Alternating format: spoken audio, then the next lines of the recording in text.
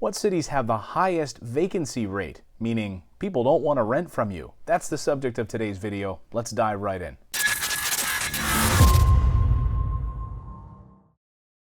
Hey everyone, I'm Clayton Morris. I'm a real estate investor and founder of Morris Invest.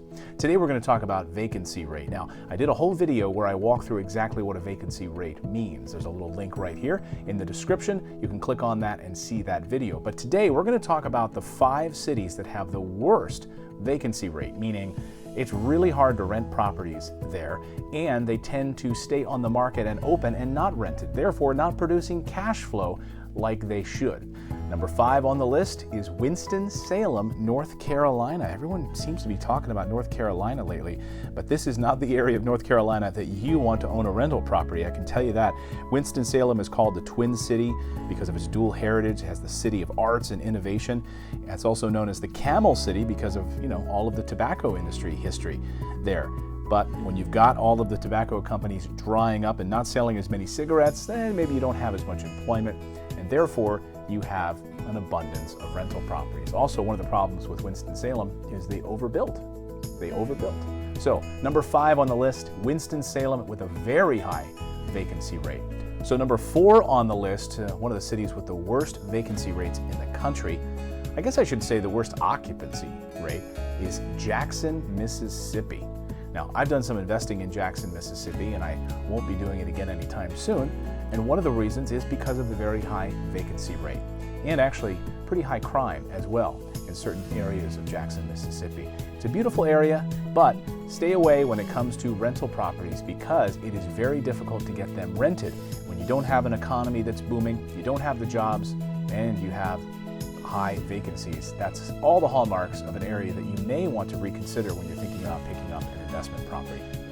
All right, now we're going down the list here, and I was going to give you 3, 2, and 1, the cities with the third, second, and first worst vacancy rates. But turns out there are 3 of these cities that tied for first place. So they're all terrible when it comes to vacancy rates. Number 3 on the list, which is also number 1 on the list, is Mobile, Alabama. Mobile, Alabama. So a couple of things going on in Mobile, Alabama. Of course, the economy. Another big problem is the crime. Crime is just as bad as our second one on the list, which we'll get to in a moment, and our first one on the list, which we'll get to in a moment. So crime is very high, especially violent crimes. It's well above the national average, and it has one of the highest crime rates in the country. So jobs, economy, crime, all the hallmarks of a very high vacancy rate for rental properties. Let's head down to Arkansas. I have family from Arkansas. That's number 2 on this list in Little Rock, Arkansas. And boy, there is some big problems in Arkansas and Little Rock, specifically when it comes to vacancy rates. It's really, really high, nearly triple the national average for vacancy rates. They simply cannot fill the apartments in the capital of Arkansas, which is Little Rock. Beautiful city, great food, great people, but when it comes to renting apartments there, it's very difficult to get them rented. And number 1, the worst city in America for vacancy rates, has the highest vacancy rate in the country for rental markets. Drum roll, please. The number 1 worst place is Memphis, Tennessee. Memphis, Tennessee is hit by a number of problems.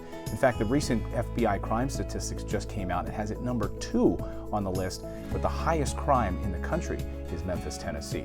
During the 2011 crash, 2009, 2010, and into 2011, you had a lot of people unemployed, and therefore just hundreds and hundreds of units empty, vacant, and deteriorating. So a lot of problems in the city of Memphis. Also, one of the other big issues is jobs, right? You need jobs to create you need income so people can actually rent properties. And when you have, again, a city tied to sort of 1 or 2 big employers, when those jobs dry up, you tend to have a higher vacancy rate. So Memphis, Tennessee has the highest vacancy rate in the country according to WalletHub.com. And if you look at Zillow statistics as well, it sits at the top of the list. There you go. That's a look at the 5 cities that have the highest vacancy rates in the country. We're going to be doing a whole bunch of other videos, including the highest crime statistics in the country, and also understanding vacancy rates. You can click on the additional videos here. You can subscribe. Just subscribe to my channel right there. And we'll be back here. We publish videos every week, multiple times a week. and we're thrilled to have you here as a subscriber. I'm Clayton Morris. We'll see you next time, everyone. Here